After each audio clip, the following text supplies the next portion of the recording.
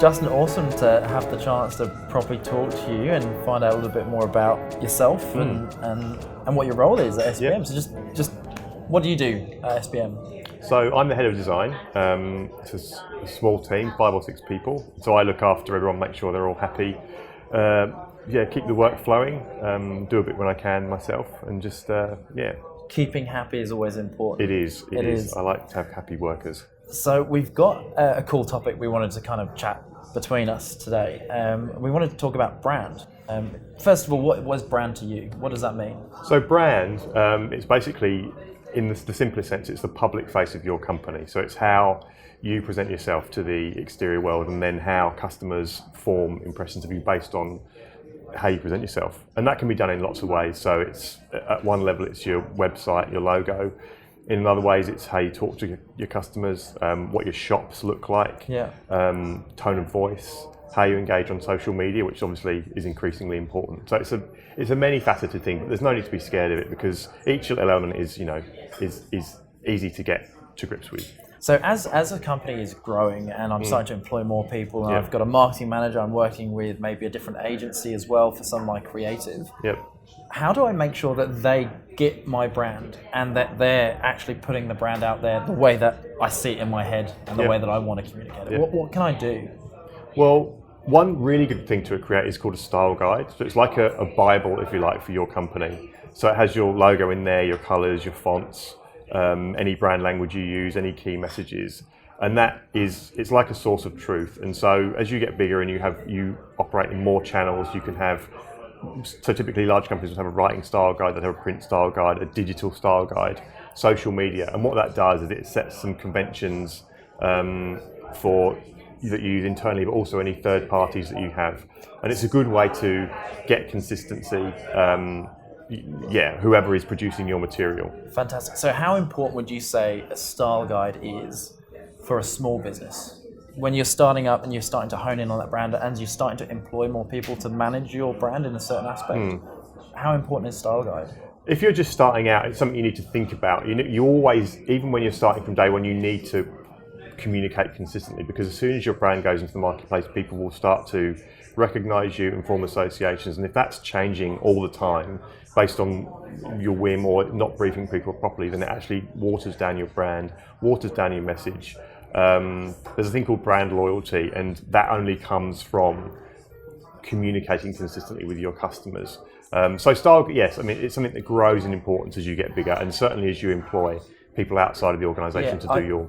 I also think one of the things you mentioned there was brand loyalty. I mean, that was a really interesting thing. We did one of the blogs just a couple of weeks ago on brand, and brand loyalty has a huge impact on e-commerce transactions, on the average transaction value per customer if someone knows that brand. So brand is clearly very important, not just from a point of view of memory, but also average transaction value, increasing the authority behind a name and a brand. So I wholeheartedly agree with that. So when it comes to maybe the different types of brand marks, let's say logos in particular, a lot of the people listening and watching are startups, or they're people who've had a business for a couple of years, and they're starting to hone in their opportunity around their brand and their logo. What's the difference between a logo mark brand and a word-based brand? So a word mark is typically, so something like IKEA, for example, their brand is basically just a word in an oval. So it's very, very simple, and it has a lot of power simply through repetition. And then, so to use Apple again, they use, or Nike, they just use a graphic. And particularly Nike is interesting because what they've done over years, as their brand has become more and more recognized, you can now drop Nike completely from their brand, just show people the swoosh, and you still get it's Nike. Likewise, Apple.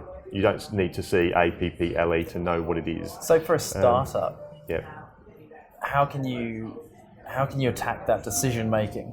Do you go logo mark, icon mark, or do you go word based? You can have both, and then as you grow and as people become more aware of your brand, you can drop one or the other. I mean, it's not something that happens overnight. It's not something that happens in 6 months. So Nike has been around since the 60s or 70s, and they've only been able to drop their the word Nike in the last, I don't know, 10 years or so.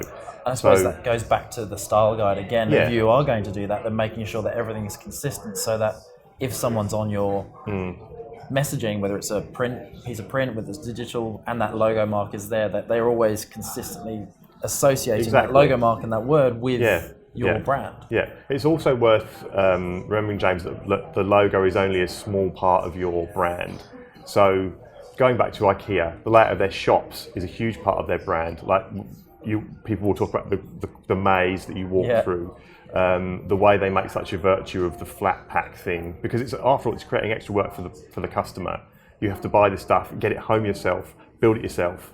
But the way they, and this is part of the magic of their brand, they actually make that into a virtue, like you're engaging with the product properly. And obviously pricing, like it's cheaper, it's still good quality, even though you're building it yourself. It almost feels like when you build a piece of IKEA furniture, it's almost like you've done it from scratch yourself, even though, obviously you haven't. There's a sense of achievement. Yeah. It's interesting you say that.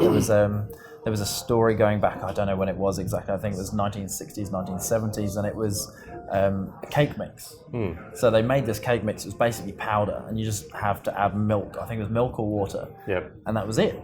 Problem was, people didn't feel very satisfied, like they hadn't actually progressed, they hadn't achieved something at the end because they just added water. It wasn't baking.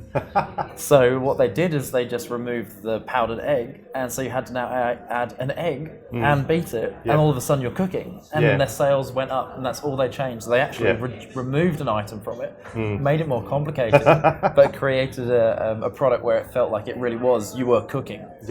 So that they could actually sell it, and people felt more involved in the process. So you feel like you've achieved something through doing it. And I suppose that's part of their brand. So the IKEA, like you said, it's flat pack, it's DIY, it's low cost, but it's quality.